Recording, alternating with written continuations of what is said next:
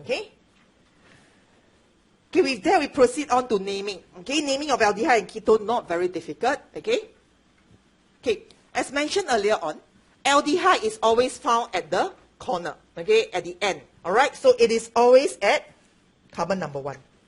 Okay, so you realize in naming aldehyde, there is no need to put a number to indicate where is the position of the aldehyde group because it is always at the side. Okay, so you will see methanol, ethanol, and so on. Okay, then if you look at this one, okay, this is actually propanol. Then you have a normal branching that's out. So this is 2-methyl propanol. All right, okay. And of course, this is carbon number 1, 2, and 3. Okay. Okay, but sometimes you get more confusing structure. Okay, like the next one. Okay, I have an aldehyde group at the corner. Okay, I also have a double bond.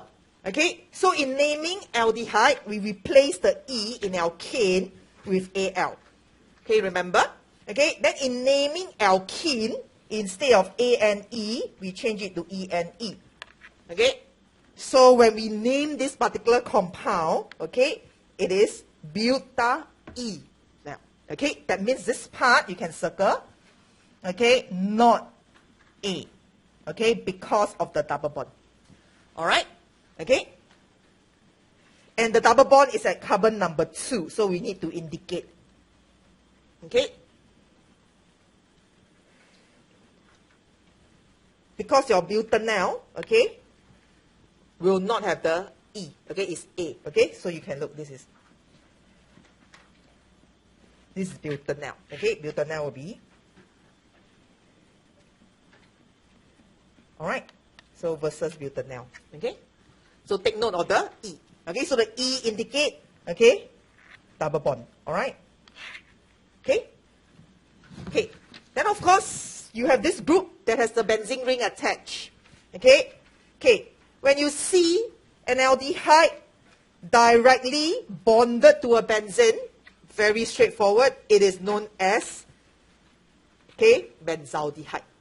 Okay? So this whole thing is known as benzaldehyde. Okay? If you don't know what is benzaldehyde, today you will know, alright? Okay, benzaldehyde has a very nice smell. Okay? You come across it all your life. Okay? It is actually the smell of your almond. So when you eat almond paste, right? It is benzaldehyde. All right, another one that has aldehyde present is also your cinnamon. All right, okay, that has carbonyl compound present. Okay, let's continue. Okay, so this group is known as benzaldehyde.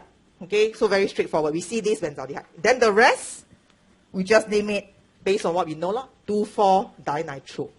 Okay, so 1, 2, 3, 4, 5, 6. Okay, 2,4-dinitro. Okay. Clear? Okay, so aldehyde is slightly easier to name. Okay, there's no need to worry about the position. Okay, because it is at the corner. But when we look at ketone, it is a bit different. Okay, the position of the ketone group, okay, can change. And you need to indicate where is it. Okay? And of course, for ketone, the alkane, the E, is replaced by the O and E. Okay? Okay, for the first few ketone, okay, the smallest ketone is your propanone, okay, because in order to have 2R group, okay, you need to have at least 3 carbon, okay, so in this case, propanone, I mean, there's no need to put a number, there's no need to put propane 1-O, because it is always, or propane 2-O, because it is always at number 2. If you move it to the first carbon, it becomes your propanol, okay, it's different already, okay. So this one no need to put number. Alright? Okay, butanol also. Okay, whether I write it this way or I write it this way,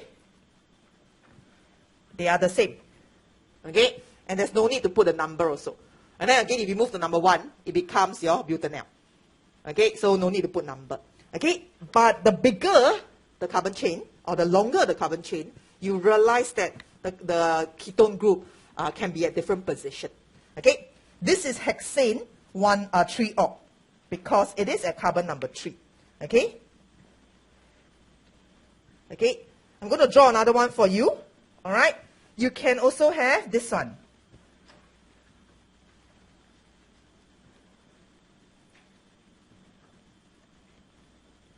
Okay, then if you number it, this is actually hexane 2. Oh, okay, because it's at carbon number 2. Okay, whereas this one is at carbon number 3, hexane 3. So we need to indicate, okay, whether are you talking about hexane 3 or hexane 2 or. Okay, so the number must be that. You cannot just put hexanol. Okay, not clear. Okay. Then the next one, same thing. This one is the longest chain. Okay, so if you number it, 1, 2, 3, 4, 5, 6. Okay, hexane 3-ol. Okay, with the 2 substituent. All right. Clear? Give you all about 30 seconds to consolidate. Then if you have a ring, cyclohexanol. Okay. All right. Okay. Let's continue with the last part.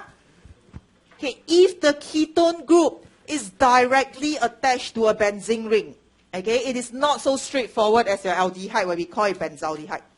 Okay, if it's attached directly to the benzene ring, okay, the ketone group takes priority. You name this as ethanol. Okay, then the benzene ring, okay, cannot be called benzene, okay, because it doesn't have priority. So it is known as phenol. Okay? So please be careful if you see a ketone directly attached to a benzene ring. So you name it as per normal. Okay? You name it as per normal, like how you name a normal ketone. Okay? Then the other group, okay, will just be substituent. Alright? Clear? Okay? So these are basic naming. Okay? So again, a few seconds for you to take a look before we look at the physical property.